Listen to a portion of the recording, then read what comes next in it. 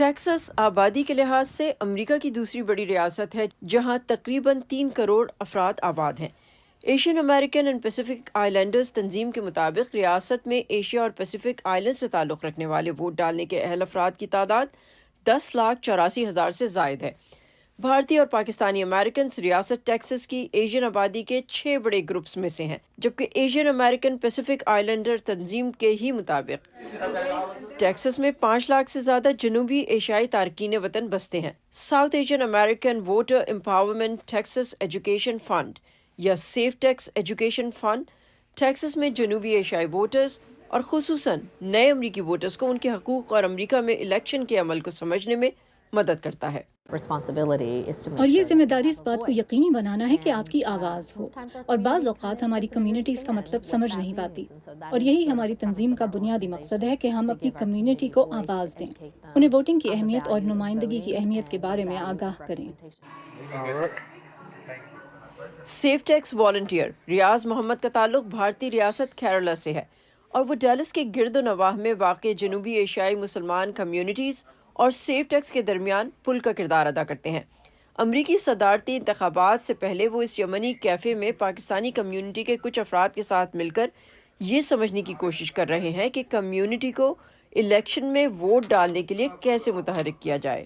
ریاض کے مطابق ڈیلس شہر کی پاکستانی نژاد کمیونٹی میں ووٹ ڈالنے کی شرح دوسری جنوبی ایشیائی کمیونٹیز کی بنسبت کم ہے۔ I work with this organization called SafeTX, ہے نا، وہ ساؤتھ ایشین focused ہے، لیکن one part of that is basically educating the voters. Voting کیا ہوتا ہے، registration کیا کیسے کر سکتے ہیں، پاکستانی کمیونٹی ایکٹیوسٹ شیراز احمد کہتے ہیں کہ خاص طور سے وہ پاکستانی امریکی شہری سیاسی عمل میں کم دلچسپی رکھتے ہیں جو پاکستان سے یہاں آ کر آباد ہوئے ہیں۔ ان کی رائے میں امریکہ سے زیادہ پاکستان کی سیاست ایسے کمیونٹی ممبرز کی توجہ کا مرکز رہتی ہے۔ کلچر کا ڈفرینس ہے، آپ کی کمیونیکیشن نہیں ہو رہی، آپ بات نہیں کر سکتے، آپ بتا نہیں سکتے، آپ پوچھ نہیں سکتے۔ پھر آپ کی لیک آف ایجوکیشن کی وجہ سے آپ کو گورنمنٹ کی ویب سائٹس ڈھونڈنا، یہ ساری چیزیں، پھر انفارمیشن لینا، وہ مشکل ہے ان کے لیے۔ Hey. Good, good. But a few people did a survey, Okay. and many are already registered. Okay. I think the biggest focus is to get them out to vote. Yes. Swarna مدھوری تنظیم کے رضاکاروں کے ساتھ کام کرتی ہیں۔ وہ بتاتی ہیں کہ ان کے رضاکاروں میں تقریباً تمام جنوبی ایشیائی ممالک کے لوگ شامل ہیں، لیکن زیادہ تر کا تعلق بھارتی اور پاکستانی کمیونٹیز سے ہے۔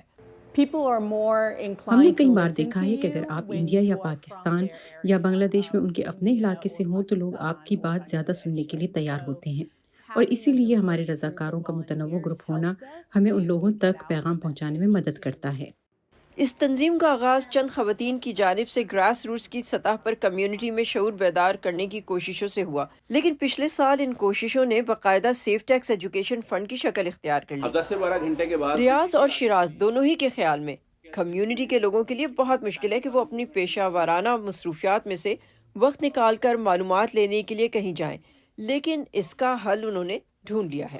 ہم اس طرح کرتے ہیں کہ ہم کچھ ایسے ٹریننگ سسٹمز رکھتے ہیں جو لیٹ نائٹ یا ارلی مارننگ پاسبلٹیز ہوں، تو پھر وہ لوگوں کے لیے آسانی ہوگی۔ ہم ریاست کی سب سے تیزی سے بڑھتی ہوئی اقلیتی آبادی ہیں، اور اس لیے 2028 کو دیکھیں تو ہم فیصلہ کریں گے کہ سیاسی منظرنامے میں ٹیکساس کیسا ہوگا، تو ہم اس تیزی سے بڑھ رہے ہیں۔ چندہ کہتی ہیں کہ الیکشنز ہر کمیونٹی کے لیے مواقع فراہم کرتے ہیں کہ وہ اپنے ووٹ کے استعمال سے اپنے مسائل کو اجاگر کریں اور ان کے حل کے لیے راستہ ہموار کر سکیں، اور 5 نومبر کو ان کا کام ختم نہیں بلکہ پھر سے شروع ہوگا۔ Saba Shah Khan, voice of America, Dallas, Texas.